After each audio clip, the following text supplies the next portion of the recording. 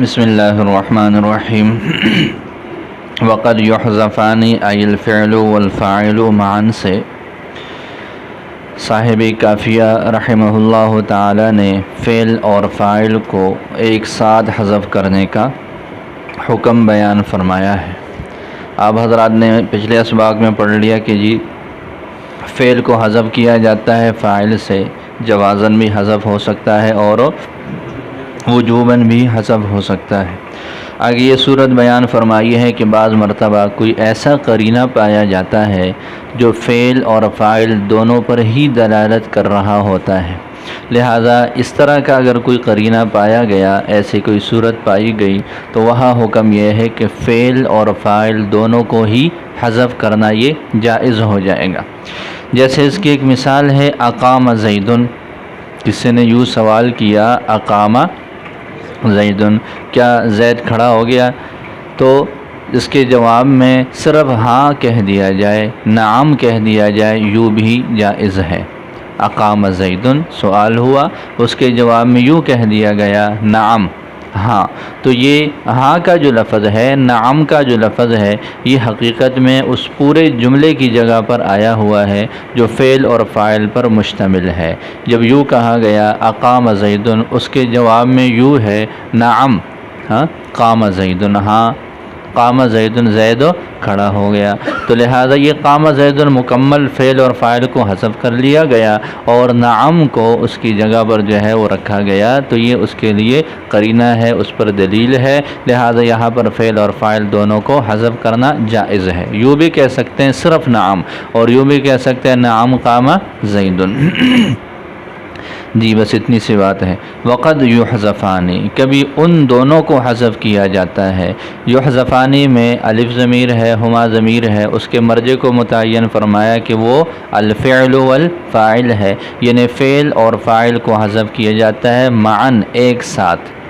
اس سے ایک اشتباہ ہو سکتا ہے، دیکھیں آپ نے پہلے پڑھ لیا کہ جی فعل کو اکیلے حذف کرتے ہیں، پھر اس کے بعد یہاں پر اس عبارت میں یہ حکم پڑھ رہے ہو کہ فعل اور فاعل دونوں کو حذف کرتے ہیں۔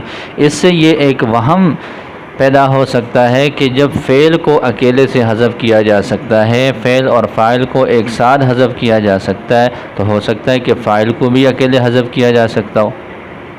فعل کو الگ سے حذف کرنا جائز ہے، فعل اور فاعل دونوں کو بھی حذف کرنا جائز ہے، تو ایک ہی چیز رہ گئی، وہ یہ ہے کہ اکیلے طور پر فاعل کا حذف ہو، تو یہ ایک اشتباہ ہے، لیکن ایسا کرنا کسی بھی صورت میں نہیں ہو سکتا۔ کلام عرب میں صرف فاعل کو جو ہے وہ حذف نہیں کیا جاتا۔ اس اشتباہ کو دور کرنے کے لیے اگلی عبارت نکالی ہے دون الفاعل وحدہ، نہ کہ اکیلے فاعل کو۔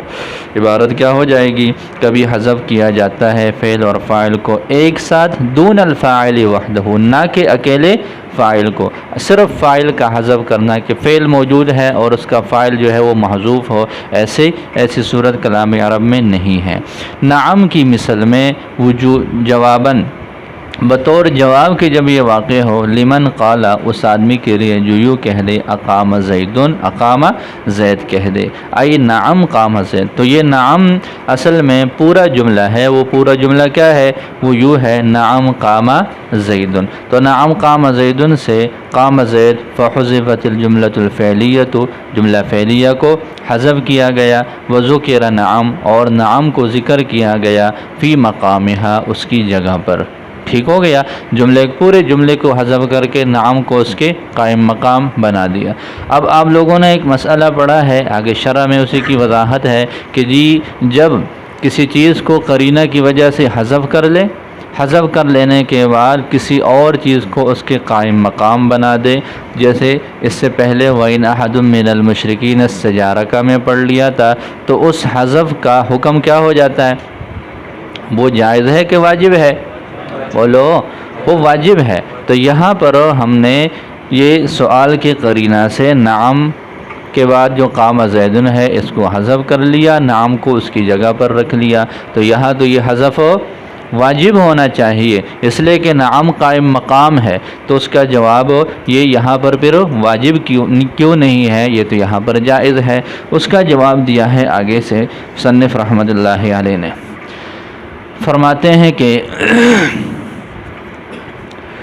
وَهَذَا الْحَذْفُ جائز، اور یہ حذف جائز ہے، بقرینۃ السؤال، سؤال کی قرینہ سے، لا واجب، واجب نہیں ہے، جبکہ اس کو تو واجب ہونا چاہیے اصول کے موافق اور مطابق۔ تو اس کا جواب یہ رہتے ہیں کہ جی اصل میں جس چیز کو ہم قائم مقام بناتے ہیں، قائم مقام بننے والی چیزیں دو طرح کی ہیں، قائم مقام بننے والی چیزیں دو طرح کی ہے، اور وہ یہ ہے کہ ایک یہ ہے کہ جی جس طرح کی چیز حذف ہے اس کے قائم مقام بھی اسی حیثیت کی کوئی چیز آ جائے، اور جو معنی محذوف کا ہے مکمل اسی معنی کی ادائیگی کر رہا ہو۔ ایک چیز حذف ہو گئی، دوسری چیز اس کی جگہ پر آگے کلام میں جو ہے وہ کھڑی ہو جائے، وہ جو بعد میں آنے والی چیز ہے جو قائم مقام ہے، ایک تو یہ ہے کہ اس کی حیثیت وہی ہے، وہ بھی مستقل ہے، یہ بھی مستقل ہے، ٹھیک ہے، دونوں کی حیثیت دونوں آپس میں ایک دوسرے کے برابری کے ہیں۔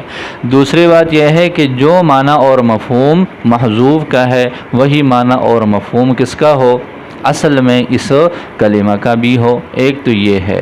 دوسری صورت یہ ہے کہ جی جو محذوف ہے اس کی حیثیت اور ہے، جو مذکور ہے اس کی حیثیت اور ہے، اور دوسری بات یہ ہے کہ جو محذوف کا معنی ہے جس کو ہم نے قائم مقام بنایا ہے یہ مکمل طور پر اس کے معنی کی ادائیگی نہیں کر رہا بلکہ محض اس کے معنی کی طرف اشارہ کر رہا ہے، اس کے معنی کی طرف۔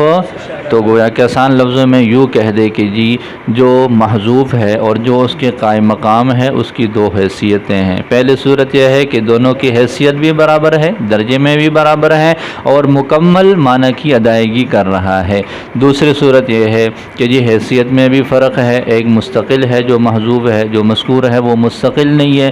دوسری بات یہ ہے کہ جو مذکور ہے، جو قائم مقام ہے، وہ حقیقی طور پر وہ مکمل اس معنی کی ادائیگی نہیں کر رہا بلکہ محض اس کے معنی کی طرف اشارہ کر رہا ہے۔ تو جو اصل ہے جو ہے یؤدی مؤداہ ہے، یؤدی مؤداہ کا مطلب مکمل اس کے معنی کو بیان کرنے والا ہو، وہاں پر تو حذف کرنا واجب ہو جاتا ہے۔ جیسے اس سے پہلی مثال میں آپ لوگوں نے پڑھ لیا، استجارہ کو حذف کیا، دوسرے استجارہ کو اس کی جگہ پر لے آئے، تو جو استجارہ کا معنی ہے وہی اگلے استجارہ کا معنی ہو گیا، اور پھر یہ ہے کہ جی استجارہ کا بھی مستقل ہے اور جو دوسرا استجارہ کا مذکور ہے وہ بھی، لیکن یہاں پر دیکھ لیں یہاں پر ہے اصل جو محذوف ہے وہ قام زیدن ہے، اور جس کو ہم نے قائم مقام بنایا ہے وہ نام ہے، تو قام زیدن ایک مستقل چیز ہے، وہ ایک مستقل جملہ ہے، اور نام کیا ہے، اب صرف نام کہہ دو، اس سے آگے پیچھے کچھ ذکر نہ کرو، صرف نام کہو تو کسی کو کچھ پتہ چلے گا؟ یہی پتہ چلے گا کہ اس کے دماغ کا کوئی مسئلہ ہے، اور کوئی نہیں پتہ چلے گا، تو لہٰذا اس وجہ سے کیا ہو جائے گا، پتہ چلا کہ نام کوئی مستقل حیثیت نہیں رکھتا۔ تو لہٰذا ایک تو یہ ہے کہ دونوں کی حیثیت میں فرق ہو گیا۔ دوسری بات یہ ہے کہ نام، ہاں کا کیا مطلب ہے؟ ہاں کا مطلب یہ ہے کہ پہلے جو بات ہوئی ہے اس بات کی طرف صرف اس نے اشارہ کیا ہے، اس معنی کی ادائیگی میں اپنی ذات کے اعتبار سے نام میں کوئی حیثیت اور کوئی جو ہے وہ اہلیت نہیں ہے، تو اس وجہ سے فرماتے ہیں کہ جو پہلی صورت ہے وہاں تو حذف واجب ہو جاتا ہے، اور جو دوسری صورت ہے وہاں پر حذف جائز ہوتا ہے، واجب نہیں ہوتا۔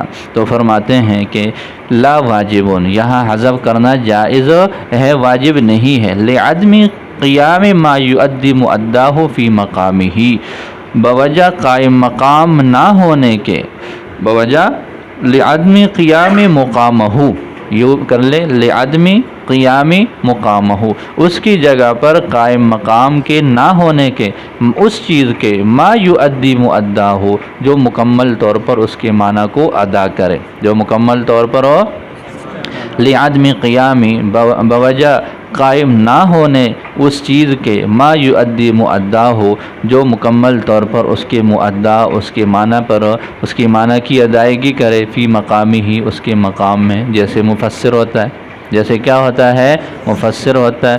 فیلزم فی الکلام استدراک، پھر کلام میں استدراک لازم آئے، اور پھر کلام میں استدراک لازم آئے، یعنی ایسی بات نہیں ہے جب مفسر کے بعد مفسر ذکر کرتے ہیں اور مفسر کو بھی ذکر کر دیا کلام میں تو پھر ایک زائد چیز لازم آتی ہے، یہاں پر ایسی کوئی زائد چیز لازم نہیں آتی۔ تو یہ عبارت سمجھ لے ترجمہ اس کا، لعدم قیام ما یؤدی مؤداہ، بوجہ قائم نہ ہونے اس چیز کے یؤدی مؤداہ جو اس کے معنی کی مکمل ادائیگی کرے، فی مقامی ہی اس کے مقام میں، کل مفسر مفسر کی طرح، فیلزم پھر لازم آئے کلام میں استدراک، پھر لازم آئے کلام میں استدراک کا مطلب بے فائدہ الفاظ کا آنا، بے معنی اور بے فائدہ چیزوں کا آنا، تو یہ کلام میں استدراک لازم آئے۔ یہاں پر ایسے صورتحال نہیں ہے، لہذا جب یہاں پر ایسے استدراک والی صورت بھی نہیں ہے، مؤدی مؤداہ بھی نہیں ہے، تو لہذا یہاں پر حذف کرنا واجب نہیں ہوگا بلکہ جائز ہوگا۔ بات سمجھ آ گئی؟ آگے فرماتے ہیں کہ جی یہ جو نعم ہے، تو نعم کے لیے آپ نے محذوف جملہ نکالا ہے قام زید، آپ یوں بھی تو کر سکتے ہیں نعم زید قام، نعم کے بعد جملہ نکالنا ہے نا جس سے یہ بات ثابت ہو جائے کہ جی زید کھڑا ہے۔ سوال ہوا اقام زید، کیا زید کھڑا ہوا؟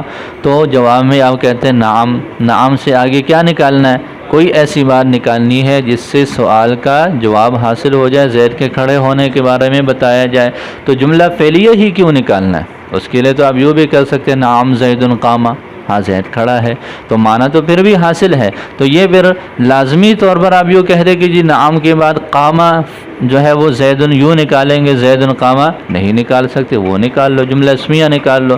اس کا جواب وہی ہے کہ جی سوال اور جواب میں بھی کیا ہونی چاہیے؟ موافقت ہونی چاہیے۔ اقام زید میں قام فعلی جملہ فعلیہ ہے، تو لہذا جواب میں بھی وہ جملہ فعلیہ ہی نکالیں گے۔ تو فرماتے ہیں کہ انما قدرت الجملۃ الفعلیۃ، یہاں مقدر کیا گیا ہے جملہ فعلیہ کو نہ کہ اسمیہ کو، بأن یقال، اس طور پر کہ یوں کہہ دیا جائے نعم زید قام، یوں کہنا یہاں پر اس طرح نہیں نکالا جا سکتا، لیکون الجواب مطابقا، تاکہ یہ جواب مطابق ہو جائے سوال کے، کس معاملے میں؟ فی کونہ جملۃ فعلیۃ، اس کا جملہ فعلیہ ہونے میں، سوال بھی جملہ فعلیہ تو جواب بھی جملہ فعلیہ ہو جائے گا۔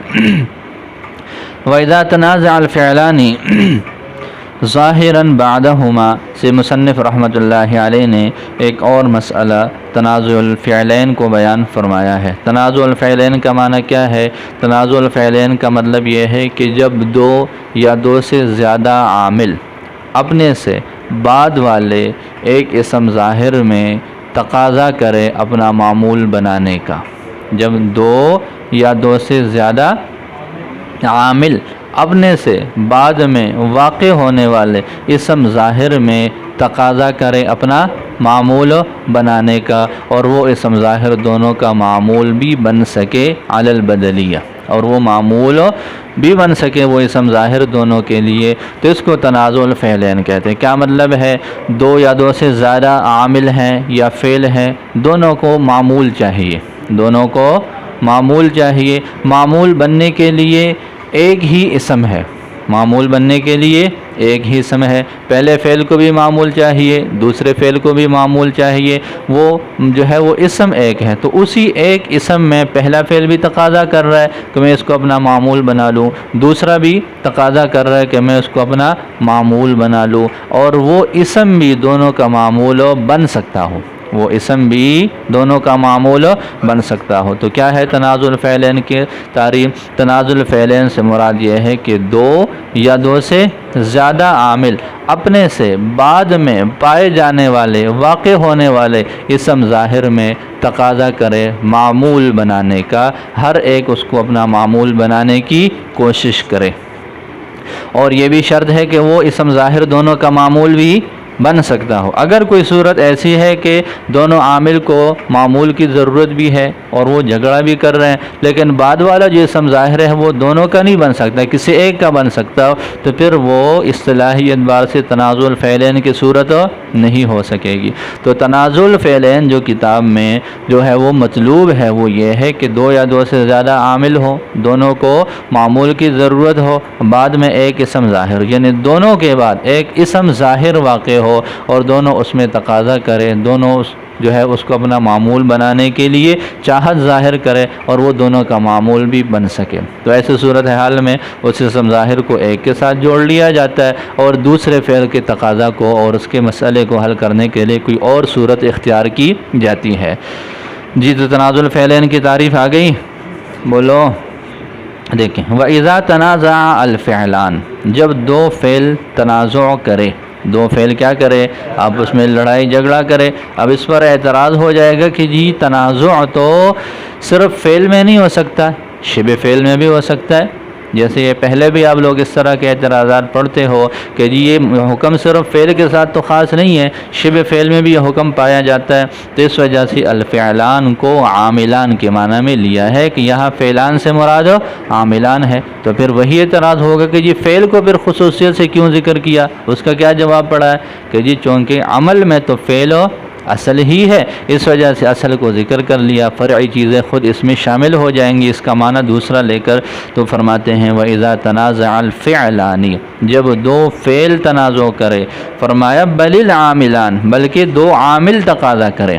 فعلان سے کیا مراد ہے، مطلقاً عامل مراد ہے، چاہے وہ فعل ہو چاہے وہ شبہ فعل ہو۔ اذ التنازع، اس لیے کہ یہ لڑائی جھگڑے، یجری، یہ چلتے ہیں، فی غیر الفعل ایضا، فعل کے علاوہ میں بھی۔ جیسے یہ ایک مثال، دو مثالیں انہوں نے دی ہے، زید معط و مکرم عمرا، زید دینے والا بھی ہے، اکرام کرنے والا بھی ہے عمر کا، معطن یہ اسم فاعل ہے، مکرمن بھی اسم فاعل ہے، عمرن دونوں کو، زید یہ معطن کا فاعل ہے اور مکرم کا بھی فاعل بن جائے گا عطف کے ذریعے سے، دونوں کو معطن اور مکرم کو مفعول بھی چاہیے، معطن کو بھی اور مکرمن کو بھی مفعول۔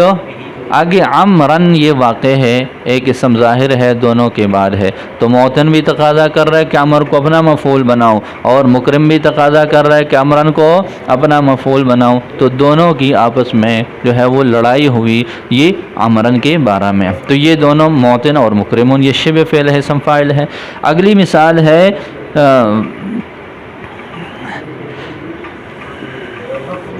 بکر کریم و شریف ابوہ، بکر کریم و شریف ابوہ، یہ بکر مبتدا ہے، کریم اور شریف شبہ فعل ہے، دونوں کو فاعل کی ضرورت ہے، ابوہ فاعل کی جگہ پر واقع ہے، تو کریم بھی تقاضا کر رہا ہے ابو کو فاعل بنانے کا اور شریف بھی تقاضا کر رہا ہے، تو یہ دونوں بھی کیا ہے، بولو یہ شبہ فعل ہے۔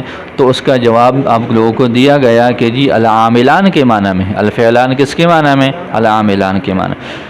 پھر آگے ایک اور اعتراض ہوا کہ جی تنازع تو صرف دو میں واقع نہیں ہوتا، دو سے زائد میں بھی واقع ہوتا ہے، جیسے وہ نماز جنازہ میں ایک تو درود ابراہیمی جو معروف ہے نماز میں پڑھتے ہیں، ایک اور درود شریف ہے بعض لوگ اس کو پڑھتے ہیں، ہاں، کما صلیت وسلمت وبارکت ورحمت وترحمت علی ابراہیم، تو یہ کتنے ہیں، پورے 5 تن ہیں، یہ کیا ہے، یہ 5 ہیں، اور آگے یہ علی ابراہیم کو اپنا معمول بنانا چاہتے ہیں، کما صلیت علی ابراہیم، کما سلمت علی ابراہیم، کما بارکت علی ابراہیم، کما رحمت علی ابراہیم، اور کما ترحمت علی ابراہیم۔ علی ابراہیم میں ہر ایک متقاضی ہے، تو دیکھیں 5 فعل آ گئے، جبکہ آپ نے کیا کہا وَإِذَا تَنَازَعَ الْفِعْلَانِ، جب دو فعل تقاضا کرے تو آپ نے تو تنازع کو دو کے ساتھ خاص کیا، جبکہ عربی کلام میں تو اس کی تعداد 2 سے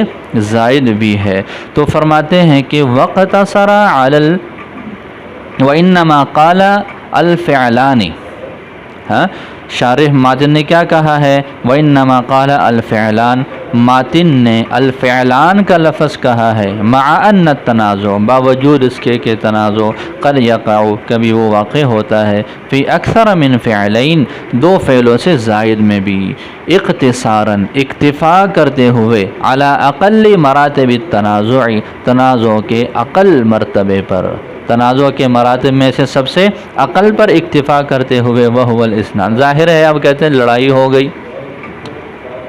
کبھی ایسا بھی ہوا ہے کہ اکیلے ایک ہی آدمی کی اپنی ذات سے لڑائی ہو گئی ہو،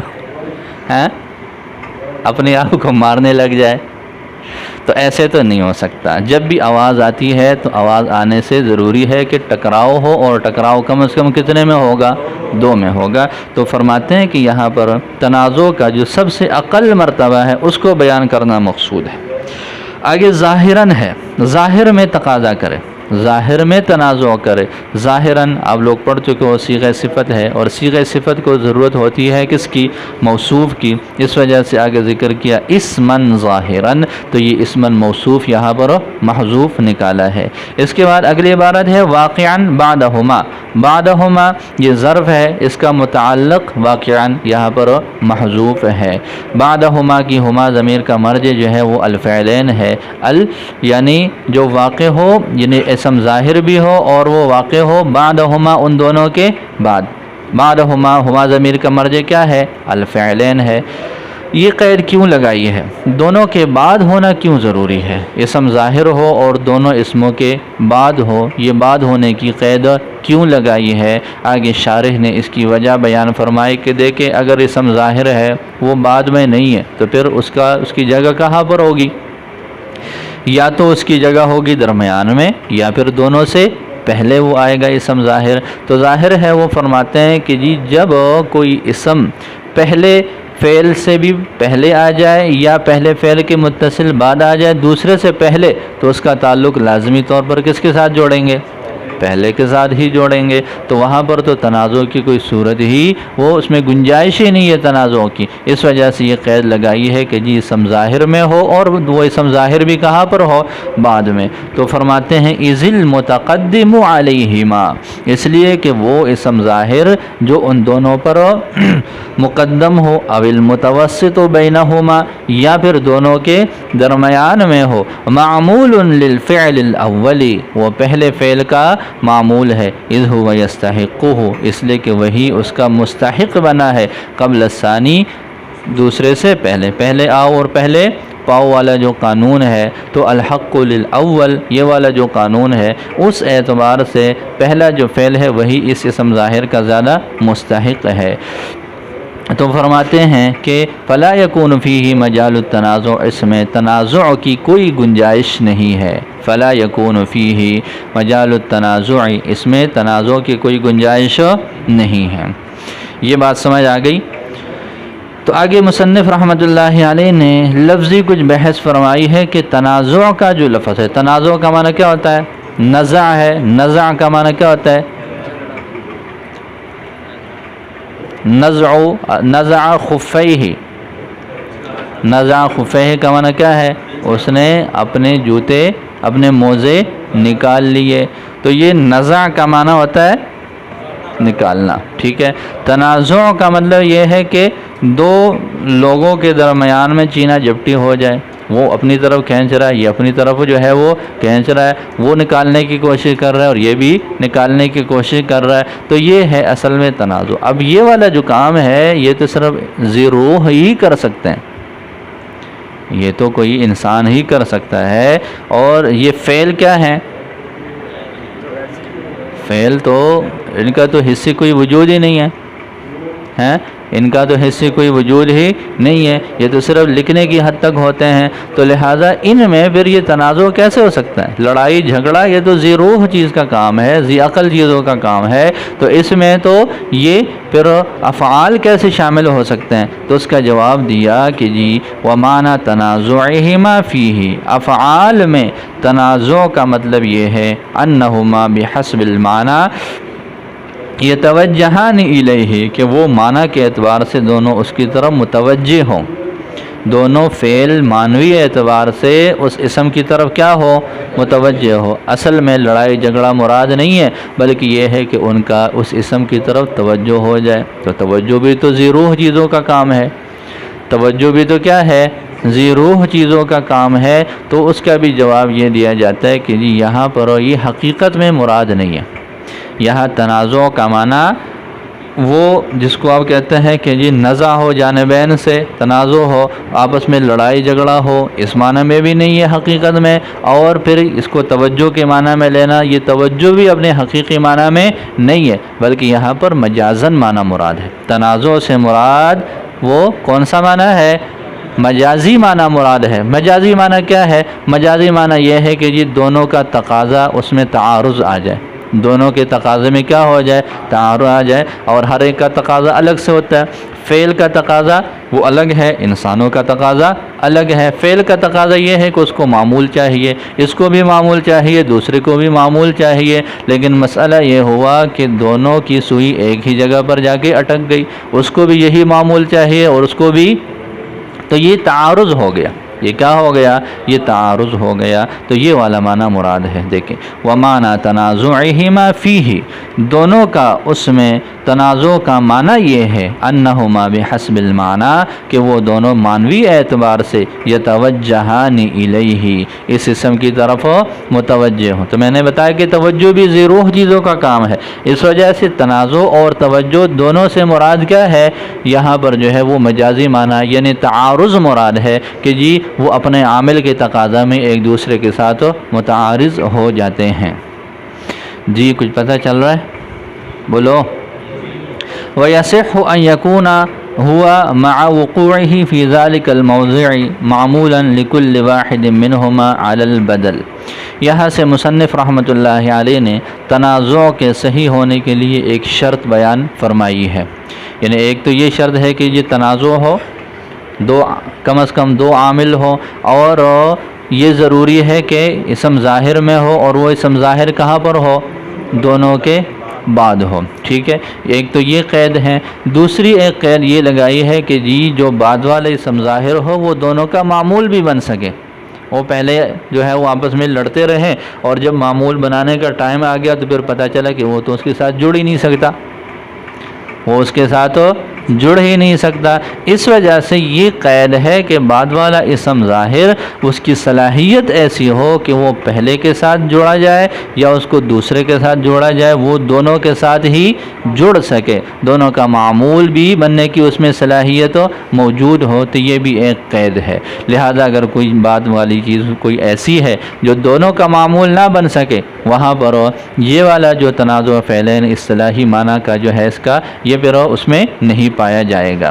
دیکھیں وَيَصِحُّ أَن يَكُونَ هُوَ مَعَ وُقُوعِهِ فِي ذَلِكَ الْمَوْضِعِ، اور یہ بھی صحیح ہونا چاہیے کہ وہ وہاں پر ہو، اس مقام میں واقع ہونے کے ساتھ ساتھ معمولاً، معمول بننا اس کا صحیح ہو، لِكُلِّ وَاحِدٍ مِّنْهُمَا، ہر ایک کے لیے دونوں میں سے، عَلَى الْبَدَلِ، بدلیت کے طور پر۔ وَيَصِحُّ، اور یہ بھی صحیح ہو، أَن يَكُونَ هُوَ مَعَ وُقُوعِهِ فِي ذَلِكَ الْمَوْضِعِ، وہ اس مقام پر واقع ہونے کے ساتھ ساتھ صحیح ہو، أَن يَكُونَ معمولاً، کہ وہ معمول بھی بن سکے۔ ترجمے کی سمجھ آ رہی ہے؟ وَيَصِحُّ أَن يَكُونَ معمولاً، یہاں ایسے ترجمہ کر لو، درمیان والی عبارت نکال لو، وَيَصِحُّ أَن يَكُونَ مَعْمُولًا لِكُلِّ وَاحِدٍ مِّنْهُمَا عَلَى الْبَدَلِ، اور یہ بھی صحیح ہو کہ وہ معمول بن جائے ان دونوں میں سے ہر ایک کے لیے بدلیت کے طور پر، مع وقوعه فی ذلک الموضع، اس کو بعد میں لے آؤ، اس مقام پر اس کے واقع ہونے کے ساتھ ساتھ، اس مقام میں واقع بھی ہے، دونوں کے بعد بھی ہے، لیکن یہ بھی صحیح ہونا چاہیے کہ وہ دونوں کا معمول بھی بن سکے۔ علی البدلیتی، بدلیت کے طور پر۔ یہ علی البدلی سے ایک اعتراض کو رفع کرنا ہے، وہ یہ ہے کہ جی آپ نے یہ کہہ دیا کہ بعد والا اسم ظاہر دونوں کا معمول بن سکے، بعد والا اسم ظاہر دونوں کا معمول کیسے بن سکتا ہے؟ دونوں کا معمول کیسے بن سکتا ہے؟ یا تو ایک کا بن سکے گا یا دوسرے کا بن سکے گا۔ تو آپ نے کہا کہ جی شرط یہ ہے کہ بعد والا اسم ظاہر دونوں کا معمول بھی بن سکے، تو اس کا مطلب تو یہ ہے کہ ایک ہی وقت میں وہ دونوں کا معمول ہو، اور اس میں ایک خرابی یہ لازم آئے گی، اس کو بولتے ہیں توارد العلتین علی معمول واحد۔ کیا کہتے ہیں اس کو؟ توارد العلتین علی معمول واحد۔ علتین کی کبھی شرط یہ بھی لگائی جاتی ہے کہ یہ مستقل دو معمولوں کا وارد ہونا ایک ہی معمول پر، معمول بیچارہ ایک ہے اور اس پر اثر کرنے والے دو ہیں، یہ اپنی طرف کھینچ رہا ہے، وہ اپنی طرف کھینچ رہا ہے ایک ہی وقت میں، اور آپ کہتے ہیں کہ جی دونوں کے ساتھ اس کو جوڑ لو، تو ایک ہی عورت کو دو لوگوں کی نکاح میں دیا جا سکتا ہے ایک وقت میں؟ اور بولو علت اور معمول کا، عامل اور معمول کا تو قاعدہ صورت یہی ہے کہ جی جو معمول ایک مرتبہ ایک عامل کے ساتھ جڑ جائے اب وہ اسی کے ساتھ جڑا رہے گا، اس کا اسی کے ساتھ نکاح ہو گیا، اب وہ اس کے نکاح میں ہوتے ہوئے اس کو کسی اور معمول کے ساتھ اس کا نکاح نہیں کروایا جا سکتا ہے، تو یہ تو پھر یہی صورت ہو جائے گی۔ تو اس کو بولتے ہیں توارد العلتین علی معمول واحد، ایک ہی معمول پر ایک ہی وقت میں دو علتوں کا وارد ہونا، یہ تو ناجائز ہے، یہ تو کیا ہے؟ ناجائز ہے۔ تو یہ بات کہاں سے چلی؟ بات یہاں سے چلی کہ جی آپ لوگوں نے یہ شرط لگائی کہ جی بعد والا اسم ظاہر دونوں کا معمول بھی بن سکے، اس کا تو یہ مطلب ہوا کہ دونوں ایک ہی وقت میں اس کے اوپر عمل کریں گے، اثر کریں گے اپنا، تو یہ والی خرابی لازم آئے گی۔ اس کا جواب ہے علی البدل۔ یہ جو صورت ہے اس کی کون سی صورت مراد ہے؟ علی البدل مراد ہے۔ علی البدل کا مطلب کیا ہے؟ علی البدل کا مطلب یہ ہے کہ جی دونوں کا معمول بن سکے، اس سے یہ مراد نہیں ہے کہ دونوں ایک ہی وقت میں اس کے ساتھ اپنا اثر کرے اس کے اوپر، بلکہ مطلب یہ ہے کہ ایک وقت میں کوئی ایک ہی کر سکے گا، ایک وقت میں ہی وہ کسی ایک کا معمول ہوگا، ایک وقت میں کسی ایک کا ہی معمول ہے، دوسرے کا معمول نہیں ہوگا۔ ہاں ایک وقت میں ایک کا ہوگا، دوسرے وقت میں دوسرے کا۔ یہ ایسے ہی ہے جیسے ایک فقہی مسئلہ آپ لوگ پڑھ چکے ہو کہ جی جمع بین الاختین، کیا ایک مسئلہ پڑھا ہے نا فقہی، کیا بولتے ہیں اس کو؟ جمع بین الاختین، کہ جی دو بہنیں ہیں، ایک آدمی ہے، دونوں کے ساتھ شادی کرنا چاہتا ہے، تو دونوں کے ساتھ شادی تو کر سکتا ہے، دونوں کے ساتھ شادی کر سکتا ہے۔ وہ جو دو بہنیں ہیں وہ دونوں اس ایک آدمی کے لیے منکوحہ بن سکتی ہیں، دونوں میں صلاحیت ہے کہ وہ اس آدمی کے لیے منکوحہ بنے۔ یہ ایسے ہی ہے جیسے اس اسم میں یہ صلاحیت ہے کہ دونوں کا وہ معمول بن سکے، لیکن مسئلہ کیا ہے؟ علی البدل ہو سکتا ہے، پہلے ایک کے ساتھ نکاح کر لے، ہاں پھر اس کو مار دے، اس کو قتل کر دے، پھر دوسرے کے ساتھ کر لے، یہی ایک صورت ہو سکتی ہے۔ تو لہٰذا جب ایک ہے تو دوسرے کا نکاح میں وہ وجود نہیں ہو سکتا۔ تو یہ ایسے ہی علی البدل کہ ایک وقت میں یہ معمول ایک ہی فعل کے ساتھ جڑ سکے گا، دوسرے کے ساتھ نہیں جڑ سکتا۔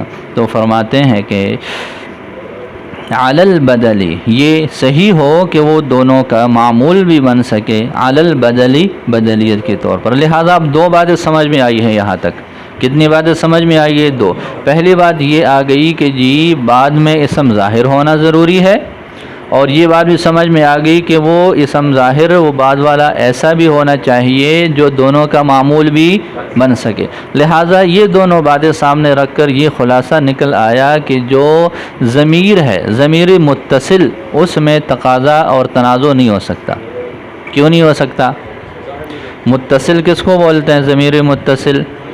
اگر تو وہ ضمیر متصل ہے تو مطلب دوسرے فعل کے ساتھ اس کا اتصال ہے، تو جب دوسرے کے ساتھ اس کا اتصال ہے تو وہ تو دوسرے کا ہی معمول بن سکے گا، پہلے کا تو معمول ہو کہ ایک ضمیر متصل ہے، ایک فعل کے ساتھ ہے، آپ کہہ دیں کہ جی یہ متصل تو اس فعل کے ساتھ ہے لیکن یہ معمول پہلے والے کا ہے، ایسی صورت ممکن نہیں ہے۔ دیکھیں فحینئذ، پس اس وقت، لا یہ ماقبل پر تفریح ہے جو بات ابھی تک سمجھ میں آئی ہے کہ لا یتصور تنازعہما، ان دونوں کا تنازع متصور نہیں ہے، فی الضمیر المتصل، ضمیر متصل میں، لأن المتصل واقع بعدہما، اس لیے کہ وہ ضمیر متصل جو واقع ہوگا ان دونوں کے بعد، یکون متصلا بالفعل الثانی، وہ دوسرے فعل کے ساتھ متصل ہوگا، وہو مع کونہ متصلا بالفعل الثانی، اور اس کا دوسرے فعل کے ساتھ متصل ہونے کی حالت میں، لا یجوز، یہ جائز نہیں ہے، ان یکون معمولا للفعل الاول، کہ وہ پہلے فعل کا بھی معمول بن جائے، کما لا یخفى، جیسے کہ یہ بات کوئی مخفی نہیں، اس میں کوئی خفا نہیں ہے کہ جب وہ بعد میں ایک ضمیر واقع ہو اور وہ ضمیر متصل ہو تو وہ ضمیر متصل دوسرے فعل کا ہی ہو سکتا ہے، پہلے فعل کا وہ نہیں ہو سکتا۔ تو یہ تو ہو گئی بات، خلاصہ یہ نکلا تنازع الفعلین کس کو بولتے ہیں؟ تنازع الفعلین سے مراد یہ ہے کہ جی دو یا دو سے زیادہ عامل بعد میں واقع ہونے والے ایک اسم ظاہر میں تقاضا کرے معمول بنانے کے لیے، پہلا فعل یہ تقاضا کرے کہ وہ میرا معمول بنے، دوسرا فعل بھی تقاضا کرے کہ وہ میرا معمول بنے، اور وہ بعد والا اسم ظاہر اس بات کی صلاحیت رکھتا ہو کہ وہ دونوں کا معمول بھی بن سکے۔ لہذا یہ جب باتیں سامنے آ گئی تو مطلب بعد میں دونوں فعلوں کے بعد اسم ظاہر ہونا چاہیے اور وہ دونوں کا معمول بھی بن سکے۔ یہ دونوں باتیں دیکھ کر جو ہے ضمیر متصل کے بارے میں پڑھ لیا کہ جی ضمیر متصل میں تنازع نہیں ہو سکتا۔ کیوں نہیں ہو سکتا؟ اس لیے کہ بے شک وہ دونوں کے بعد میں واقع ہو جائے، لیکن جب بعد میں واقع ہوگا تو دوسرے فعل کے ساتھ وہ متصل ہوگا۔ جب دوسرے فعل کے ساتھ متصل ہوگا تو اس اتصال کے ہوتے ہوئے یہ پہلے فعل کے ساتھ اب نہیں جڑ سکتا، اس کا معمول نہیں بن سکتا۔ اب رہ گئی بات کس کی؟ ضمیر منفصل کی، وہ انشاءاللہ کل پڑھیں گے۔ اللہ تعالیٰ ثانی فرمائے۔